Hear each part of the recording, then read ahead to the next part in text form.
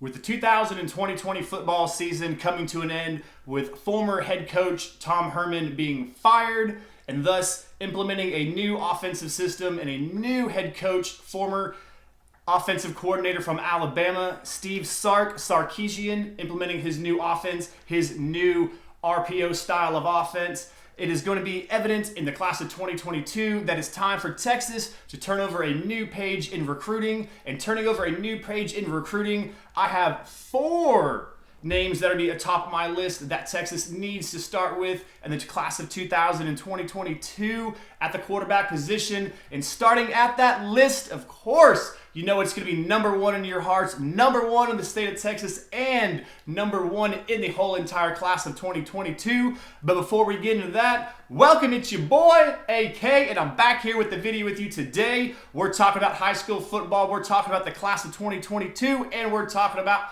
Texas Longhorns football. If this is the kind of sort of content that you do enjoy, drop a like, subscribe, and let everybody else know all about it. With that being said, number 1 on the list, you know I was talking about Quinn Ewers. We have to take a shot at Quinn, in my personal opinion. We need to take a slow approach at first. We just need to get the new coaching staff, just let them know at Quinn, just as people. No football talk in the beginning. Just the old staff might have jaded Quinn, and I think a nice slow approach in the beginning might be the best way to start. The second phase with Quinn, full court press on offensive mentality. All gas, no brakes. Let's get him going on that. Devontae Smith's Heisman season and Alabama's historic run. We need to start pushing that, start pumping that into Quinn, getting him all excited about that. Bama was a run-based offense before Sark. In 2020, Alabama was the number 1 offense in the nation. This is things that we need to start pitching towards Quinn. This is what he wants to hear. This is what we need to let him know in his ear up there in South Lake. Third, we need to weaken the Buckeyes' commitment. We need to weaken his commitment to the OSU Buckeyes. OSU quarterbacks in the NFL. Anybody really know anybody? Can anybody know that big, long list, any list of all of Buckeyes quarterbacks in the NFL? They don't produce that much NFL talent. That is something that he covets in his heart of hearts, is to be pro-style, pro-QB in one day. Otherwise, why really be the number 1 quarterback in the nation? Mac Jones. We can start talking about Mac Jones. Sark in his offense at Alabama, and that the maturation process turned a 3-star, number 18 pro-style quarterback into a potential first-round draft pick. So we're going to talk about that quarterback development. Once you've made your pitch, you need to set up a time frame. Not an ultimatum. You just need a nice, politically nice, very well-worded way of setting up a time frame. With that being said, preferably that date is going to be before June 3rd. That's going to be the late signing period. You want an early commitment from your top flight quarterback so he can recruit other top flight skill positions and other players in his class. And after all that, if Quinn still says no, it's time to move on. That's it. You do your pitch, you say what you have to say. Quinn listens, he doesn't listen. You make your pitch, he says no, you move on. And in my personal opinion, you move on to Malik Murphy. That's right, they call him Baby Cam. He's going to be out there in California. He is a pro-style quarterback, 6'4.5", 225 pounds. He is a big frame, big boy, big strong armed. He is going to be from Gardena, California. He plays for Junipero Sierra High School out there. He is linked up with Sark through his California connections. Like I said, he is a big frame, big wide-shouldered, body-shouldered athlete that can fill out. He does have that nickname, Baby Cam, for a reason. He is a big boy. He is a pro-style quarterback, not the dual threat that Cam has been known for. There's not much film on Murphy. He played 5 games as a true freshman, and his sophomore season highlights was 2.5 minutes long. So mainly his impressions are going to be the impressions he made on the touring scouting camps and such like that. He does have major arm talent. Can make throws on all 3 levels. Shows great accuracy in the pocket. Shows great accuracy throwing all 3 levels, and that is going to be the number 1 thing that Coach Sark covets in his offense. So that's going to be number 2 is going to be Malik Murphy. So number 3, we're kind of at a fork in the road in my personal opinion. Does Texas go after Cade Klubnik or Connor Weidman?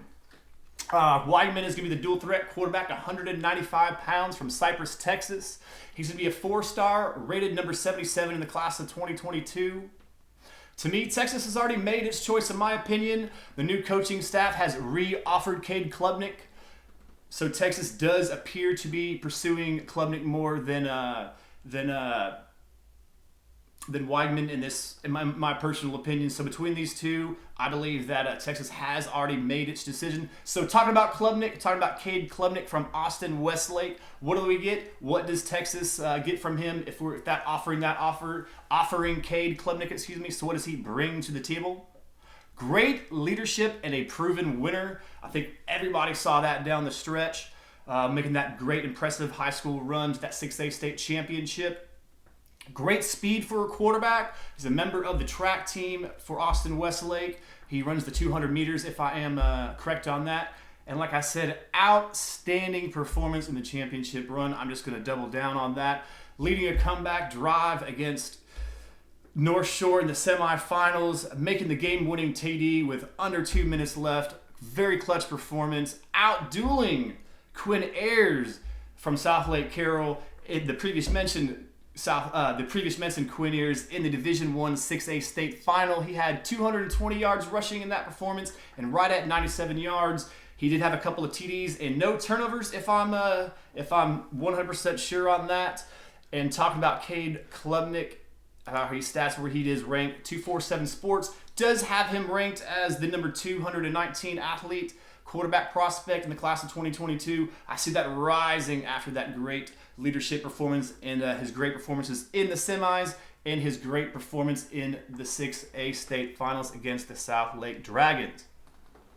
Now that's going to be my 1, 2, and 3 top choices. My 4th choice is just going to be a bit of a wild card, someone I'm throwing out there, a Texas offer that I believe might be making some noise here in the recruiting classes if we don't pick much up traction with number 1, 2, and 3. And that's going to be Ty Simpson. He's going to be a dual threat quarterback, 6'2", right around 185, 195 pounds from Westview High School from Martin, Tennessee. And he is going to be another class of 2022 guy.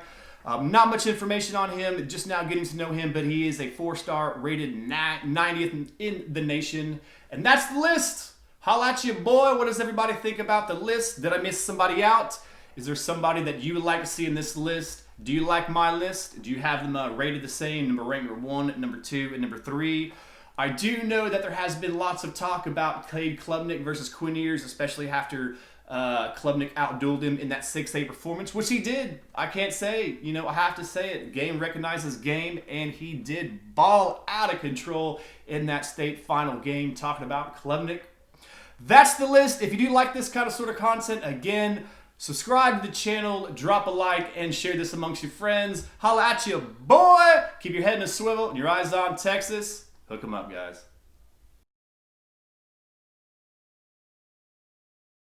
Ready, we ready, we ready for y'all.